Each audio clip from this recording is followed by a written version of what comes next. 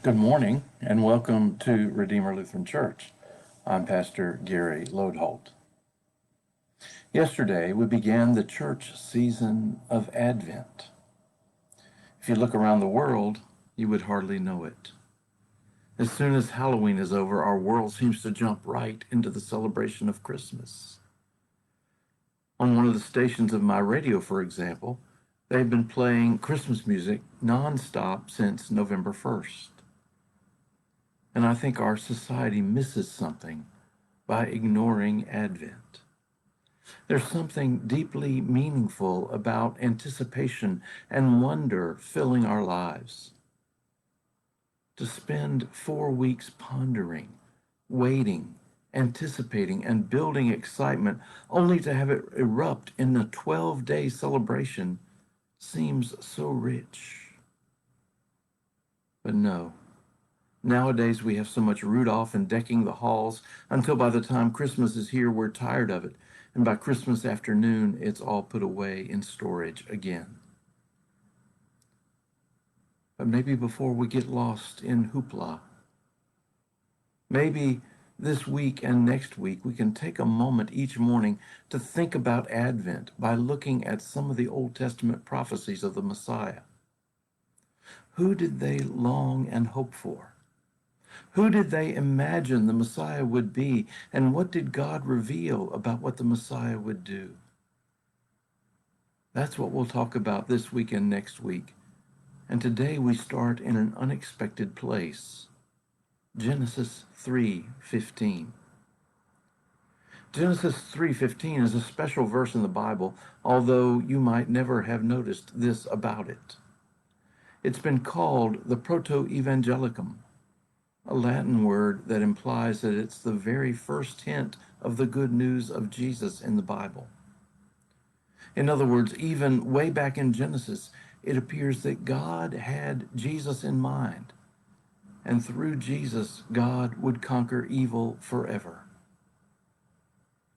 Let me set the scene. Adam and Eve are in the Garden of Eden, and all is well until they partake of the forbidden fruit. Perhaps you remember that it was then that God came to them, and they hid themselves, trying to avoid God, knowing what they had done. But of course, God knew, and then it was time for the consequences of their actions.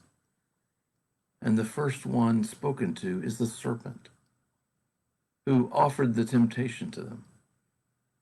God tells the serpent that it will crawl on its belly and eat dust. But then comes verse 15. I will put enmity between you and the woman, and between your offspring and hers. He will strike your head, and you will strike his heel. That may not seem like much of a prophecy of the Messiah, but look a little more deeply. That last part about striking the serpent's head and the serpent striking the heel is understood as describing the conflict between good and evil.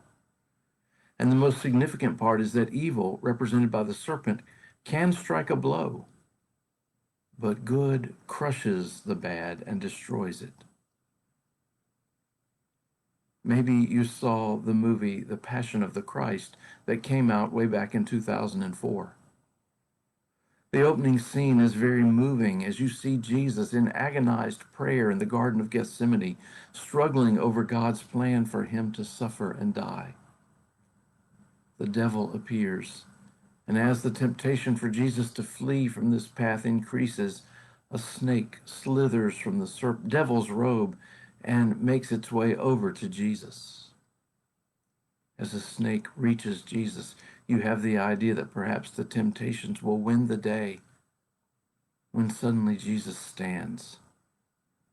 He stares defiantly at the devil, lifts his foot, and crushes the serpent's head. Suddenly, the devil is gone, and we hear the sounds of the soldiers who have come to arrest Jesus. God's way wins. In this Advent prophecy, there's no sweet little baby or manger or even shepherds or angels. But what we have is the very essence of why we need a Messiah, and the hope we have that good conquers evil. This was God's plan from the beginning. God's way wins. Thanks for watching, and remember to let this day belong to God.